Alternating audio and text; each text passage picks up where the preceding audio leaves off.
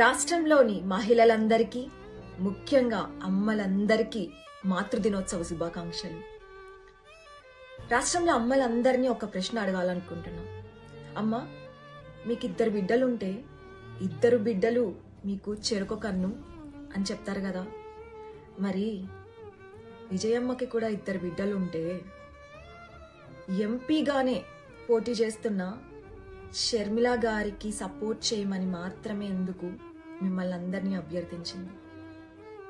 ఎందుకు సీఎంగా పోటీ చేస్తున్న సీఎం అభ్యర్థి అయిన జగన్మోహన్ రెడ్డికి సపోర్ట్ చేయమని ఒక్కటంటే ఒక మాట కూడా చెప్పలేదు? ఎందుకంటే ఆ కన్న తల్లి విజయమ్మకి తెలుసు జగన్మోహన్ రెడ్డి ఒక దుర్మార్గుడు అని, అతను చేస్తున్నవన్నీ తప్పుడు పనులు అని. అందుకే ఆ కన్న తల్లి బాధపడి భయపడి ఫారిన్కి వెళ్ళిపోయి చీ కొట్టేసింది అతన్ని. సొంత చెల్లి, రక్తం పంచుకు పుట్టి తనతో పాటు పెరిగిన చెల్లి మా అన్న దుర్మార్గుడు, మా అన్న చేసేవన్నీ తప్పుడు పనులు, మా అన్న హత్యలు చేసిన వాళ్ళకి ఆశ్రయం ఇస్తున్నాడు, ఇతని నమ్మకండి, ఇతనికి ఓటెయ్యకండి, ఇతని వల్ల నేను చాలా హింస అనుభవిస్తున్నాను, చాలా మానసిక క్షోభకి గురయ్యాను అని ప్రెస్ ముందుకొచ్చి కన్నీళ్లు పెట్టుకున్న పరిస్థితి మీరందరూ చూస్తూనే ఉన్నారు కదా. ఇంకో పక్కన నిన్న మొన్నటి దాకా సపోర్ట్ చేసిన ప్రశాంత్ కిషోర్, పోయిన ఎలక్షన్లో జగన్మోహన్ రెడ్డిని గెలిపించింది ప్రశాంత్ కిషోరే, అతను కూడా జగన్మోహన్ రెడ్డి నిజస్వరూపాన్ని తెలుసుకొని చీయొట్టి పక్కకి వచ్చేశాడు. మీరు చాలా సందర్భాల్లో మనం మాట్లాడుకుంటూనే ఉంటాం కదా, మాస్క్ అడిగిన పాపానికి డాక్టర్ సుధాకర్ గారిని అన్యాయంగా చంపేశారు, చాలా దుర్మార్గంగా హింసించారు, ఒక ముస్లిం సోదరుల కుటుంబం ఆత్మహత్యకి కారణమయ్యారు, ఒక తెలుగుదేశం కార్యకర్తని నడి రోడ్లో గొంతు కోశారు పట్టపగలు, మద్యం గురించి ప్రశ్నించినందుకు కొన్ని హత్యలు చేశారు. ఇలా ఎన్నెన్నో దుర్మార్గాలు గత 5 సంవత్సరాలుగా మనం చూసాం కదా. ఈ స్వాతిరెడ్డి 5 సంవత్సరాల నుంచి వీడియోలు చేస్తూ ఉంది, ప్రభుత్వం చేస్తున్న అరాచకాలన్నిటినీ ప్రశ్నిస్తుంది, పోస్టులు పెడుతుంది, ధైర్యంగా మాట్లాడుతుందని మాత్రమే మీరు అందరూ చూశారు, మీకు అది మాత్రమే తెలుసు.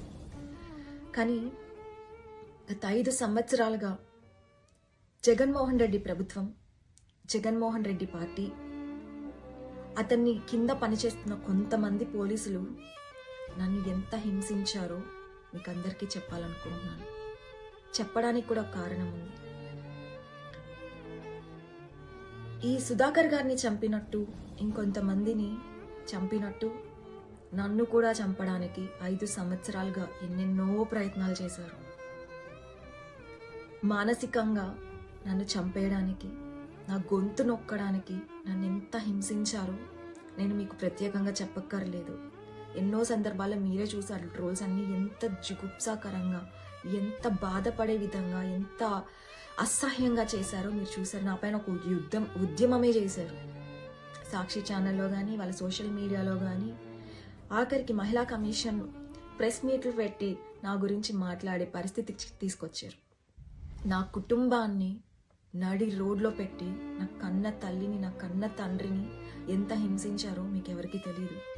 నా కన్న తండ్రిని వారం రోజులు పోలీస్ స్టేషన్ చుట్టూ తిప్పారు, కారణం లేకుండా, పొద్దున 7 నుంచి రాత్రి 10 వరకు. నా పరిస్థితి ఎలా ఉందంటే, నా కన్న తండ్రి చావు బతుకుల్లో ఉంటే కనీసం నా దేశానికి, నా రాష్ట్రానికి వచ్చి నా కన్న తండ్రి చివరి రోజుల్లో నేను వచ్చి చూసుకోలేని పరిస్థితి, చివరి చూపులు అని చెప్పిన వెంటిలేటర్ పైన ఉన్నా నేను వచ్చి నా తండ్రిని చూసుకోలేని పరిస్థితి. 5 నెలలుగా నరకం అనుభవిస్తున్నాను మా నాన్నని చూసుకోలేక. దీని అంతటికీ కారణం ఎవరు? ఈ జగన్మోహన్ రెడ్డి అండ్ అతని కింద పనిచేస్తున్న కొంతమంది పోలీసు వాళ్ళు. నేనేమి నీరవ్ మోడీని కాదు, డబ్బులు తినేసి ఫారిన్ కంట్రీకి వచ్చేలేదు. అలాగే జగన్మోహన్ రెడ్డిని కాదు 1,00,000 కోట్లు మింగేసి పారిపోతున్నాం అనుకోవడానికి. నా పైన రెడ్ కార్నర్ నోటీసులు పెట్టి నా తండ్రిని చావు బతుకుల్లో ఉంటే కూడా చూసుకోలేక 5 నెలలుగా పోరాడుతున్నాను. ఇది నా పరిస్థితి.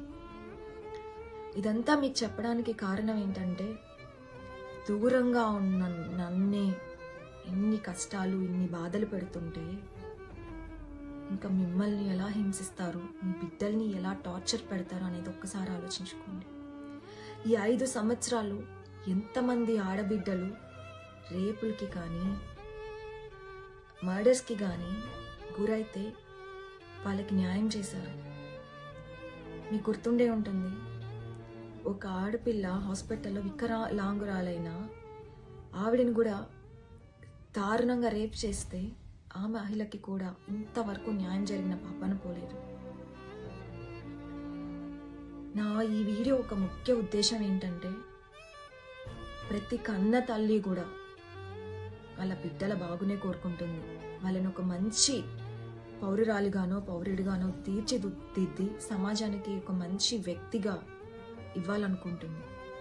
అదే మీరు ఈ జగన్మోహన్ రెడ్డికి సపోర్ట్ చేస్తే మాత్రం, అమ్మా నేను నిజంగా చెప్తున్నాను, మీ బిడ్డల భవిష్యత్తుని మీ చేతులతో మీరే నాశనం చేసినట్టు అవుతుంది. దయచేసి జగన్మోహన్ రెడ్డికి ఓటు అస్సలు వేయకండి. మీ బిడ్డలు బాగుండాలన్నా, మీరు బాగుండాలన్నా, మన రాష్ట్రం బాగుపడాలన్నా జగన్మోహన్ రెడ్డికి మాత్రం దయచేసి ఓటేయకండి. నాలాంటి పరిస్థితి మళ్ళీ ఏ ఆడపిల్లకి, మీ ఇంట్లో ఆడపిల్లకి రాకూడదని నా కోరిక. మీరందరూ బాగుండాలి. అందరూ పిల్లలు చక్కగా చదువుకోవాలి, మంచి ఉద్యోగాల్లో సెటిల్ అవ్వాలి. మీ బిడ్డలు మిమ్మల్ని మీరు కని పెంచి పోషించినందుకు బాగా చూసుకోవాలి.